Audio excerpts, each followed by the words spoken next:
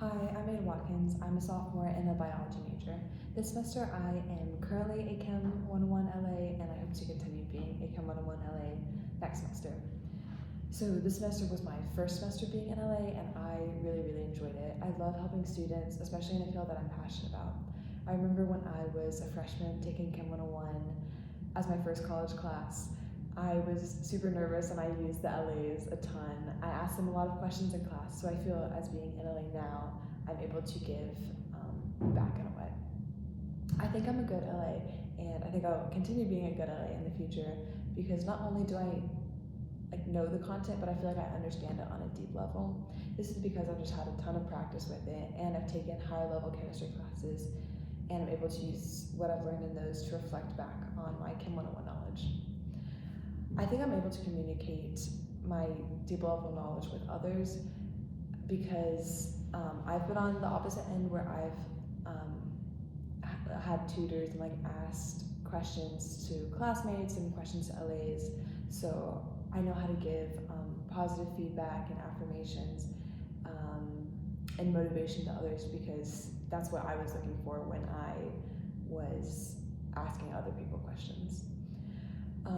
A change from this semester to next semester as being in LA is that I hope to have GPSS sessions. Now that I feel more confident and more comfortable in my role as an LA, I would love to be more involved.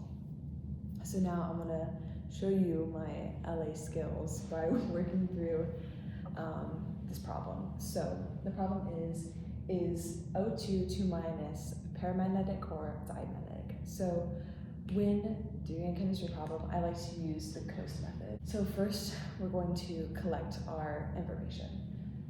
So we have O2 2 minus. So we know that O2 is a diamagnetic molecule, but because it has this 2 minus, it means there's 2 extra electrons than it normally has, all right? So then it's asking if it's paramagnetic or diamagnetic. So I like to remember paramagnetic as partially filled, like para and partial. So we know that the orbital is only going to have 1 electron. Normally orbitals have 2 electrons, but because it's partially filled, it's only going to have this 1. So we have our orbital with an unpaired electron. So then on the flip side, we have diamagnetic, which is going to be the opposite. So it's going to look like this, where every electron is going to have a pair. It's going to be fully filled. So that is our collect. Next we have organize. So we know for this problem, because we're looking at electrons, we're looking at orbitals, we're going to be using the MO diagram. So I'm just going to organize my information in an MO diagram. So first we have our energy level. The molecular orbitals are going to be increasing in energy.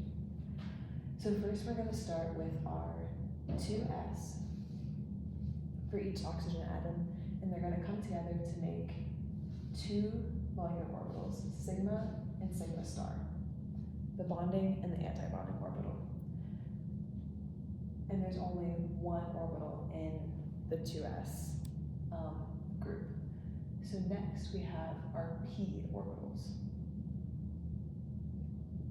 And remember, there are 3 p orbitals for each atom. So these are going to come together and make 4 different molecular orbitals. So we have sigma, pi star, and sigma star. And remember, these are increasing in energy. So with these, this sigma is going to be more stable than this sigma star. Now we're going to organize how many electrons we are going to put in this MO diagram. So when we have diatomic oxygen, we have our 2 oxygen atoms that are coming together. So we have, each one is going to have 2 s electrons. This can be seen on the periodic table. And then for the p electrons, let me make a little table. For the p electrons, each one is going to have 4. This is for normal, neutral, diatomic oxygen. Each one is going to have the 6 valence electrons into it. They're going to make 12.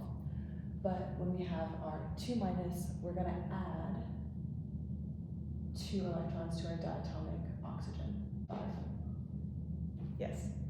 So 2 plus 5 is 7, 2 plus 5 is 7. So in total for O2, 2 minus, we're going to have 14 electrons. All right, so that is collecting or organizing our data. So now we're going to analyze. So now I'm going to use these 14 electrons and use the MO diagram that we just made. First half are 2s electrons for each oxygen. So they're going to go right here for each oxygen, and they're going to come together for the sigma and sigma star. SU. So now we have our 5p electrons for each oxygen. So remembering our AFU and Hund's rule, we're going to fill them up this way for 5 for each. And now these 2p electrons are going to come together and fill up these molecular orbitals. So we start at the bottom, 1, 2, 3, 4, 5, 6, 7, 8, 9, 10. So now we have successfully filled our molecular orbital diagram with the atomic orbitals that have electrons and are coming together to make the filled molecular orbitals. All right, so we have analyzed our information. So now we're going to solve. So for solving, we're going to go back to our question and see what it's asking. So is it paramagnetic or diamagnetic? So with this, we're going to look at the HOMO, which is the highest occupied molecular orbital. So because we see that both of these molecular orbitals are fully formed or fully filled, we know it is diamagnetic.